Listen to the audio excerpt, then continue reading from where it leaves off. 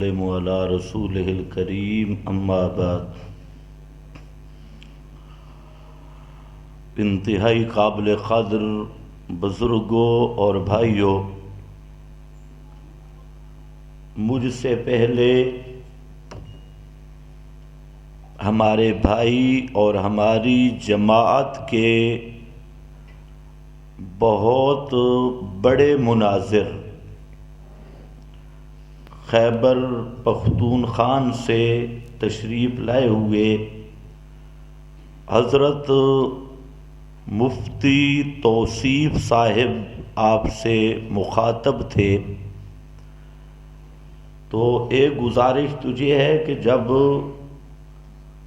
یہاں پر ہم جس عالم کو بھی دعوت دیتے ہیں تو وہ مسئلہ میں بھی اللہ کے فضل سے مضبوط ہوتا ہے اور بیان کے اعتبار سے بھی مضبوط ہوتا ہے۔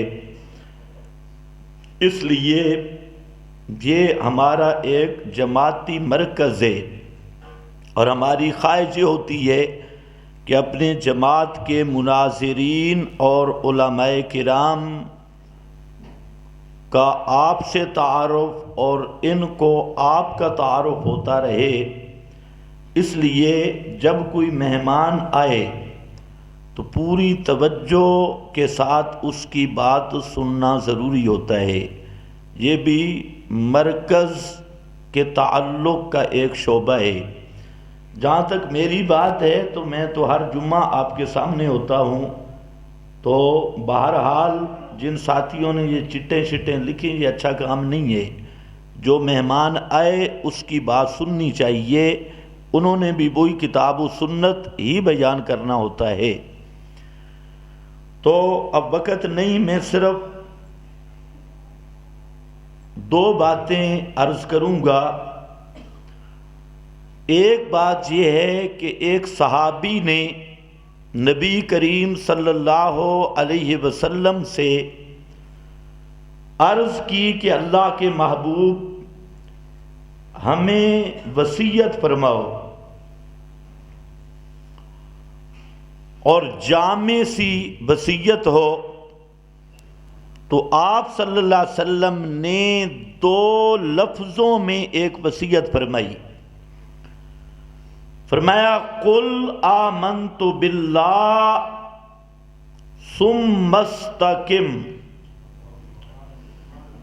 قل آمنت باللہ ثم استقم، کہ آمنت باللہ یعنی اللہ کی توحید کو سمجھ کے مان لے۔ آمنت باللہ کا یہی معنی ہے کہ اللہ رب العزت کی توحید کو سمجھ کے مان، ثم استقم پھر اس پر پکا ہو جا، اس پہ ڈٹ جا۔ یہی وصیت ہے۔ اگر ان دو لفظوں کو سوچا جائے کہ اللہ رب العزت کی توحید کو سمجھ کے ماننا اور پھر اس پر ڈٹ جانا، دنیا آخرت کی نجات کے لیے یہی بنیاد ہے۔ آج بہت سارے لوگ توحید کی طرف توجہ ہی نہیں کرتے، یا کرتے ہیں تو اپنی مرضی سے۔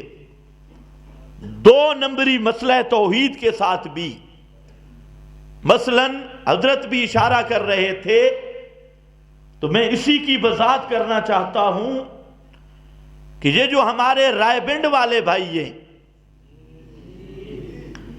یہ توحید کے ساتھ بھی دو نمبری کرتے ہیں۔ استقامت تو آگے چلی گئی، مسئلہ توحید کے ساتھ دو نمبری۔ اگر کوئی میرا بھائی بیٹھا ہو، میری بات کو غور سے سن لے، اصلاح کی نیت سے کر رہا ہوں۔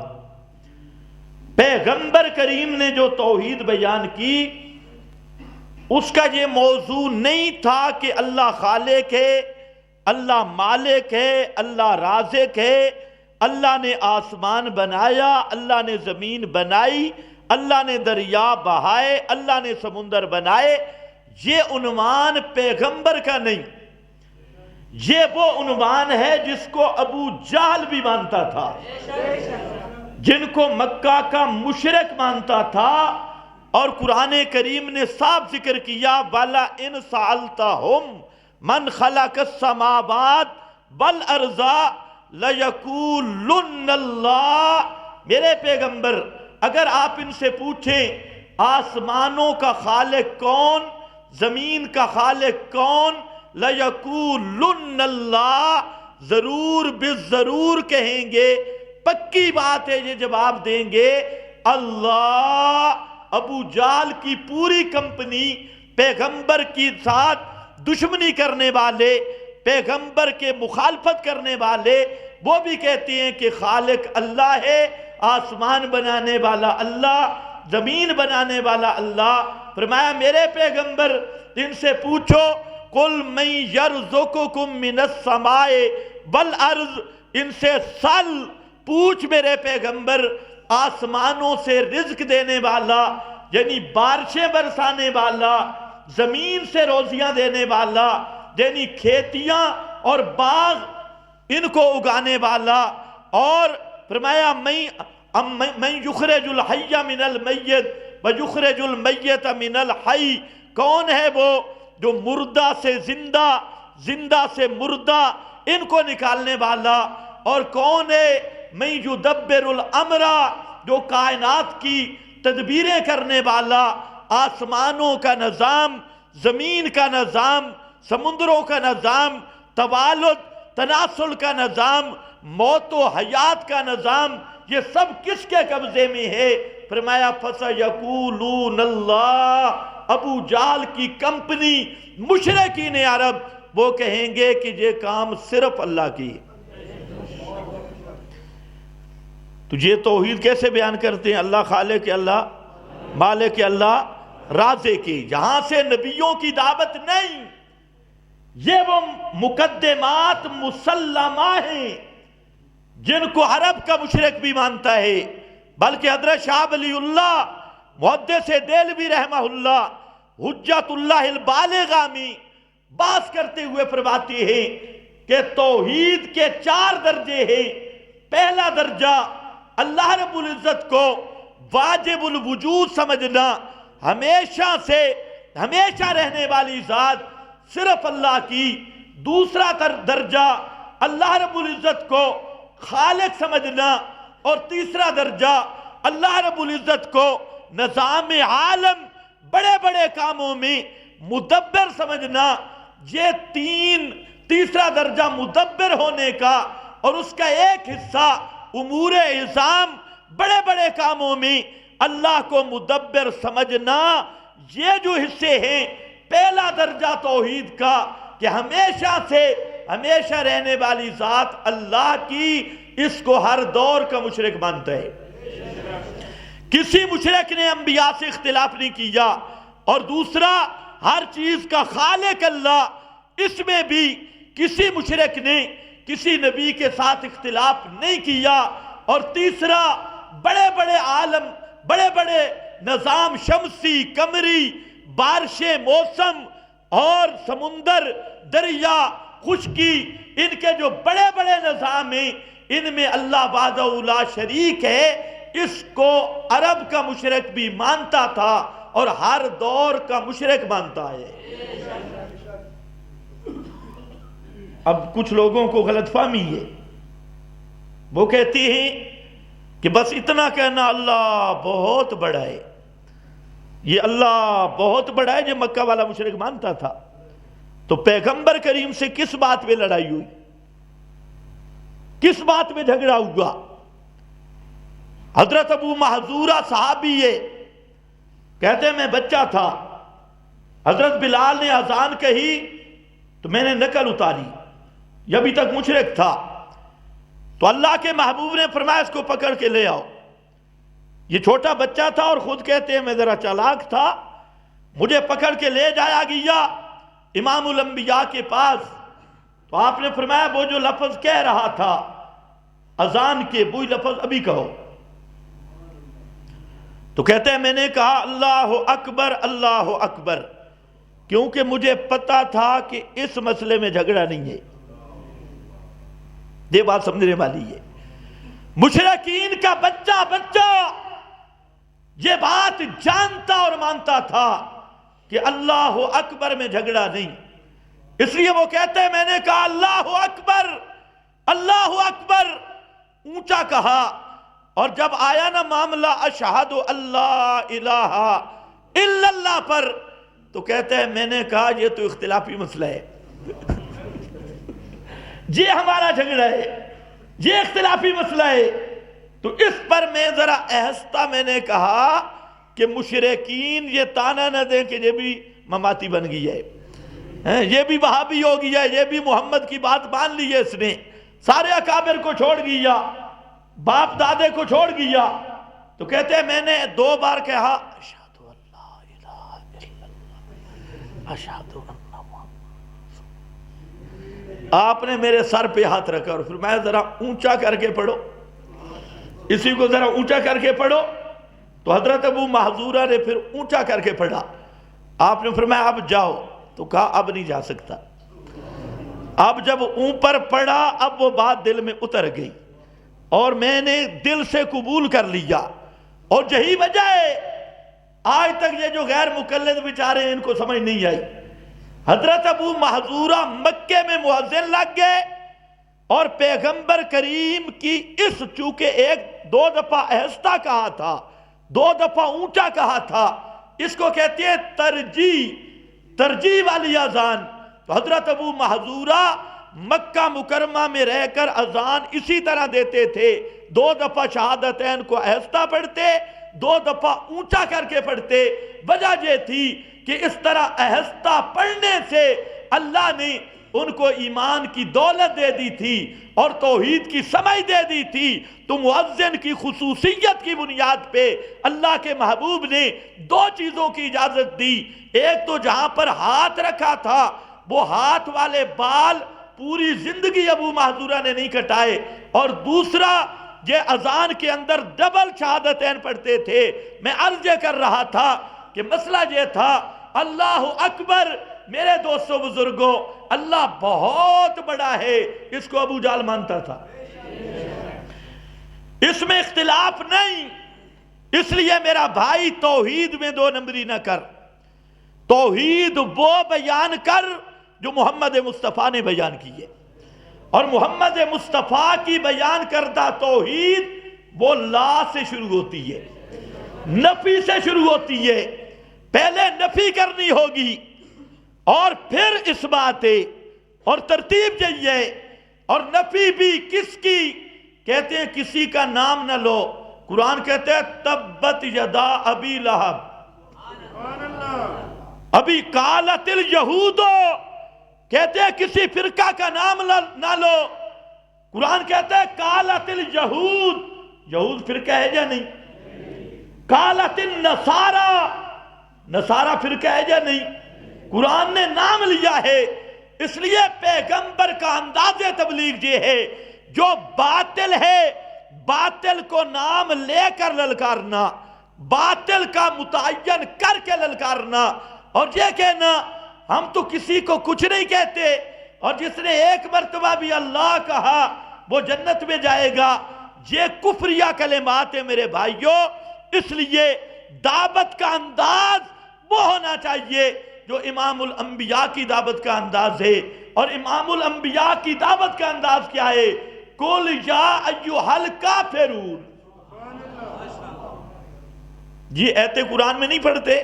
قُلْ يَا أَيُّهَا لَقَدْ كَفَرَ الَّذِينَ قَالُوا إِنَّ اللَّهَ ثَالِثُ ثَلَاثَةٍ إِنَّ اللَّهَ هُوَ الْمَسِيحُ ابْنُ مَرْيَمَ لَقَدْ كَفَرَ. آج کچھ مبلغ وہ کہتی ہیں جی کافر کو کافر نہ کہو، جس طرح حضرت مفتی صاحب بیان کر رہے تھے. تو کافر کو کیا کہیں؟ مسلمان. اس کا فلسفہ میں نے بتایا جو فلسفہ ہے. کافر کو یہ بھی رائے بینڈ کا تحفہ ہے، کافر کو کافر نہ کہو. ہاں تو جب کافر کو کافر نہیں کہیں گے تو دعوت کس چیز کی دیں گے؟ کہتے ہیں ہو سکتا ہے وہ کل مسلمان ہو جائیں. ہاں ہو سکتا ہے کل مسلمان ہو جائیں. تو میں نے کہا پھر تو مسلمان کو بھی مسلمان نہ کہو, ہو سکتا ہے کل. یہ عجیب فلسفہ ہے. پھر کہتے ہیں گناہ سے نفرت, گناہگار سے نہیں. نہ ہاتھ چور کا کاٹا جاتا ہے یا چوری کا؟ اب ان کی حکومت آئے تو ہاتھ چوری کا کاٹا جائے گا. سزا زانی کو ملتی ہے یا زنا کو؟ تو پھر تو گناہ سے نفرت کرو, اس زانی کو کچھ نہ کہو. اول تو کہتے ہیں چور کو چور نہ کہو, ڈاکو کو ڈاکو نہ کہو, مشرک کو مشرک نہ کہو, بدی کو بدی نہ کہو. تو جب چور کو چور نہیں کہیں گے اس پر حد کیسے جاری ہوگی؟ جب زانی کو زانی نہیں کہیں گے حد کیسے جاری ہوگی؟ جب مشرک کو مشرک نہیں کہیں گے, بدعتی کو بدعتی نہیں کہیں گے, اس پہ احکام المشرکین کیسے جاری ہوں گے؟ احکام المبتدئین کیسے جاری ہوں گے؟ تو بہرحال پہلی چیز توحید میں دو نمبری نہ کر. توحید پیغمبر نے جو بیان کی وہ لا سے شروع ہوئی, نفی سے شروع ہوئی, اور پیغمبر کریم نے آ کر کائنات کو جس انداز میں دعوت دی, فرمایا او ابراہیم کی قبر پہ جانے والو, حضرت اسماعیل کی قبر پہ جانے والو, حضرت عزیر کی, بی بی مریم کی قبر پہ جانے والو, ان تدعوہم لا یسمعوا دعاکم, اگر تم ان کو پکارو یہ تمہاری پکارے نہیں سنتے. آج ریبنڈ والوں سے لکھاؤ نہیں سنتے. کچھ بزرگ مر جائیں تو آپ کہتے ہیں اولیاء اللہ ہے. سب ان کا عقیدہ سنتے ہیں, ان سے ذرا لکھواؤ نہیں سنتے. ان کو کہو علی حجویری نہیں سنتا, کرے نا بیان. شیخ عبد القادر جیلانی نہیں سنتا, کرے بیان. یہ تو کہتے ہیں سارے سنتے ہیں. کتابوں میں بات لکھی فلانے کے روٹی ختم ہو گئی, نبی کریم علیہ السلام کی قبر پہ گیا اور کہتے ہیں یا رسول اللہ میری روٹی ختم ہو گئی ہے, تو آپ نے روٹی دی اس کو. ایمان سے بتاؤ یہ اسلام ہے؟ یہ دین محمد ہی ہے؟ اگر قبر والوں سے روٹی مانگنی ہے, فلانے کی اشرفیاں ختم ہو گئیں, اس نے کہا یا رسول اللہ میرا کرایہ نہیں ہے, تو آپ نے خام میں اس کو تھیلی دی اشرفیوں کی. یہ اسلام ہے؟ یہ دین ہے؟ پیغمبر فرماتی ہیں ان تدعوہم لا یسمعوا دعاکم, اگر تم ان کو پکارو وہ تمہاری پکارے نہیں سنتے.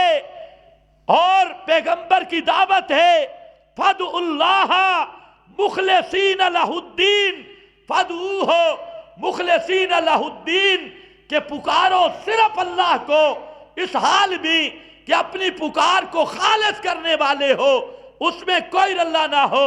جبکہ ریبنڈ کی کتاب کہتی ہے اللہ حضرت آدم کی دعا نہیں قبول کرتا تھا. نہیں لکھا کتاب میں؟ اس سے توحید پھیلے گی. یہ ہوگا کل آمنت باللہ, کہ آدم کی دعا قبول نہیں ہوتی تھی, آدم نے دھمکی دی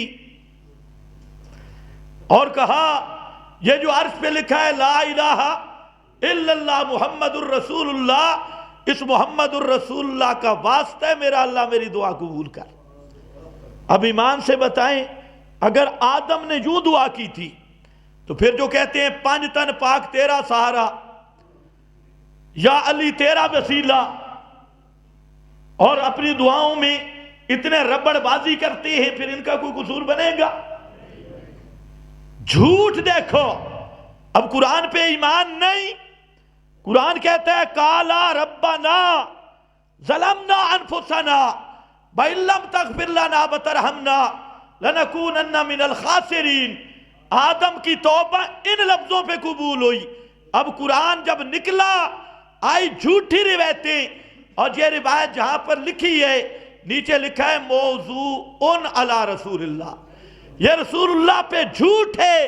اور سارے محدثین کہتی ہیں اس روایت کا راوی عبد الرحمن بن زید بن اسلم اجمعوا علی ضعفہ, سارے محدثین اس کے ضعیف ہونے پہ متفق ہیں.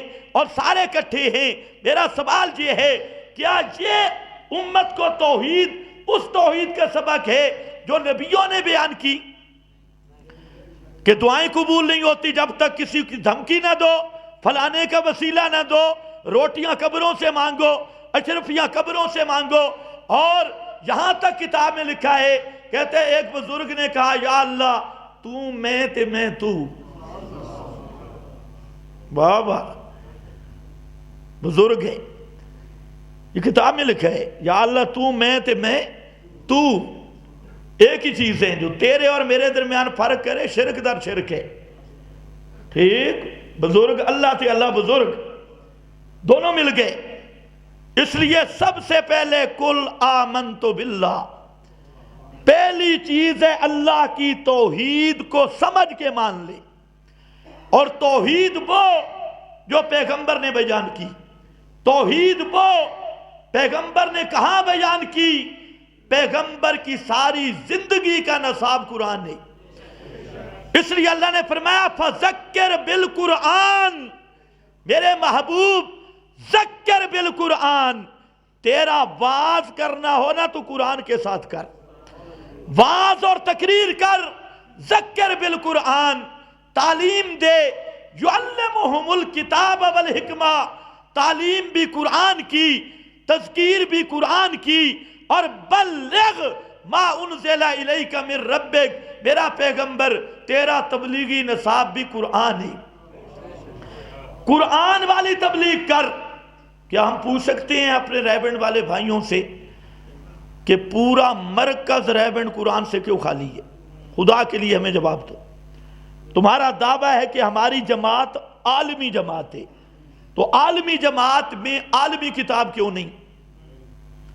اگر یہ مرکز عالمی ہے اور تم کہتے ہو ہمیں پوری امت کی فکر ہے اور پوری جہان کی ہدایت کے ٹھیکیدار ہیں, تو میرا سوال یہ ہے اللہ نے پورے جہان کے لیے کس چیز کو ہدایت بنا کے نازل کیا؟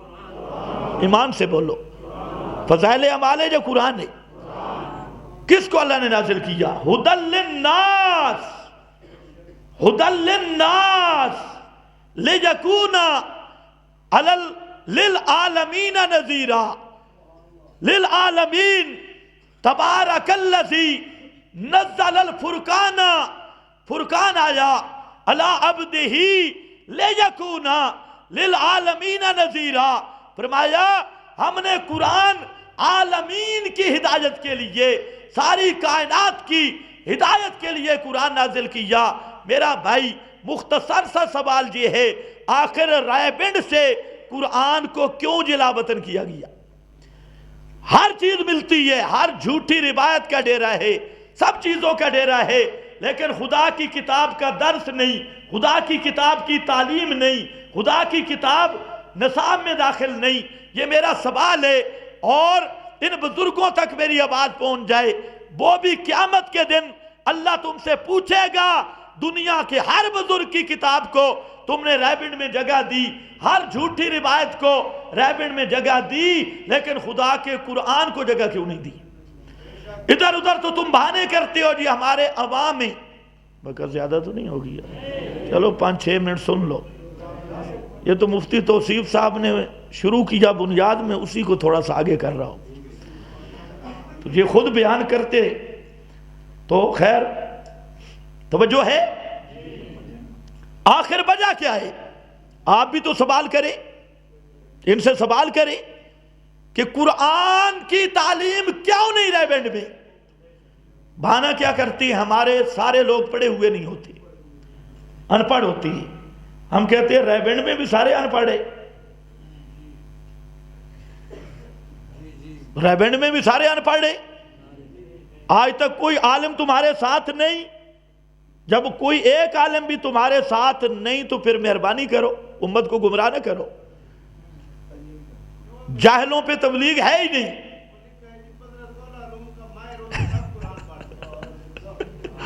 توجہ ہے, ذرا سنو.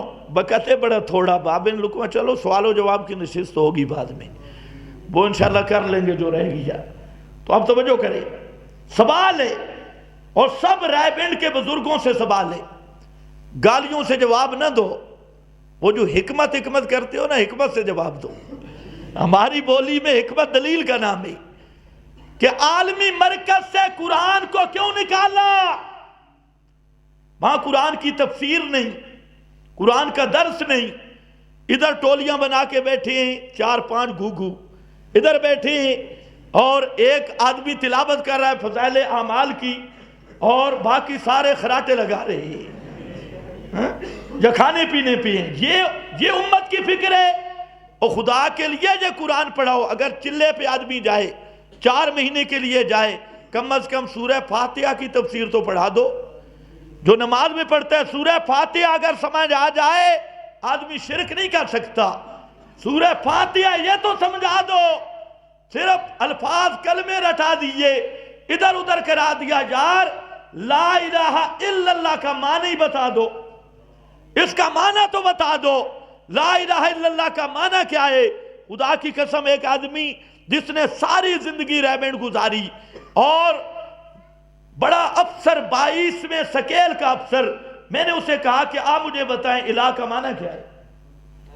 الہ کا معنی نہیں آتا۔ اب کیا فائدہ ہوا سال اندرون بیرون کا کہ لا الہ کا معنی ہی نہیں آتا، حالانکہ یہ پہلا نمبر ہے۔ ہم کہتے ہیں یہ پہلے نمبر میں بھی 10 نمبر بن گئے ہو، تم پہلے نمبر کے ساتھ 420 نہ کرو، الہ کا معنی سمجھاؤ۔ اگر الہ کا معنی سمجھ آ جائے ساری توحید سمجھ آ جائے گی۔ الہ کا معنی کرتے ہیں معبود، تو معبود پھر عربی ہے، عبادت کے لائق عبادت پھر عربی ہے۔ ہماری بولی میں الہ کس کو کہتی ہے؟ یہی معنی سمجھا دو تو انشاءاللہ مسئلہ وہی ہے جو انبیاء کی دعوت بن جائے گی۔ لیکن تم نے اوپر سے ضربیں لگوائیں، تو خیر اس کی وجہ یہ ہے قرآن کو ریبن سے جلا وطن کیا گیا، اور قیامت کے دن ان بزرگوں سے اللہ پوچھے گا ہر روایت پہ تمہارا ایمان تھا اور میرا قرآن آیا، قرآن کی تم نے کتنی قدر کی؟ صرف تلاوت تک؟ قرآن تو ایمان والی کتاب ہے، لِتُخْرِجَ النَّاسَ مِنَ الظُّلُمَاتِ إِلَى النُّورِ، یہ ہدایت والی کتاب ہے۔ تو اس لیے میرے بھائیوں، اب بھی میں کہوں گا، رائبنڈ والوں سے بھی کہوں گا، خدا کے لیے رائبنڈ بھی ایسا نظام قائم کرو کہ قرآن کا ترجمہ تفسیر لوگوں کو پڑھاؤ اور قرآن مقدس کا مسئلہ بیان کرو، تاکہ واقعتاً اللہ کے ہاں تم معذور ٹھہرو۔ ورنہ قیامت کے دن نہ تمہیں لوٹے بچا سکیں گے، نہ تمہاری یہ موٹی گردنیں کام آئیں گی، اور نہ یہ گاڑیوں اور بسوں پہ رش، نہ چاول، نہ یہ دیگیں، اور نہ ریبنڈ کے حلوے کام آئیں گے۔ قیامت کے دن القرآن حجت اللہ کا او علیکا، یہ قرآن جو قرآن کا وفادار ہے اس کے حق میں وکالت کرے گا، اور جو قرآن کا غدار ہے قرآن اس کے خلاف حجت بنے گا اور اس کے خلاف کیس کرے گا۔ اس کا نقصان یہ ہوا کہ آج درس قرآن ہو، اتنی قبر پرست کو تکلیف نہیں ہوتی جتنی بسرا پارٹی کی ہوتی ہے۔ خدا کی قسم، آپ دیکھ لیں، مجھے گالیاں بے شک جتنی مرضی نکالے، لیکن تجربہ کریں، قرآن کی بات کو یہ دین کا حصہ ہی نہیں سمجھتے۔ اور ان کو کہو عالم، کئی علماء کو ہم نے کہا کہ آپ عالم ہیں، اور کئی تو ایسے ہیں، اس سے پوچھو نا بھی کون، کہتے ہیں میں پنج پیری ہوں، حب حیا، تو پنج پیری ہو کر ان لٹوؤں کے ساتھ پھر رہا ہے، لٹو بن کے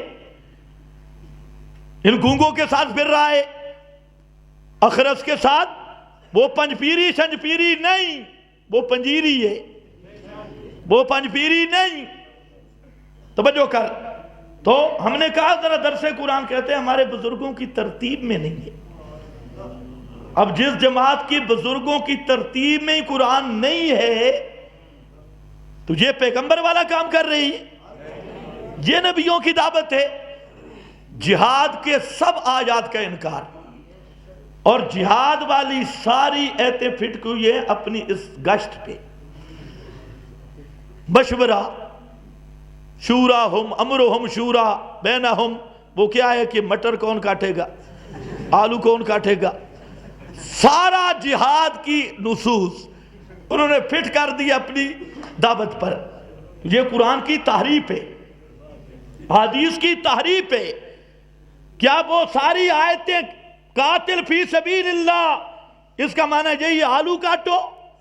قاتل فی سبیل اللہ جاہد الکفار والمنافقین، کیا معنی ہے اس کا؟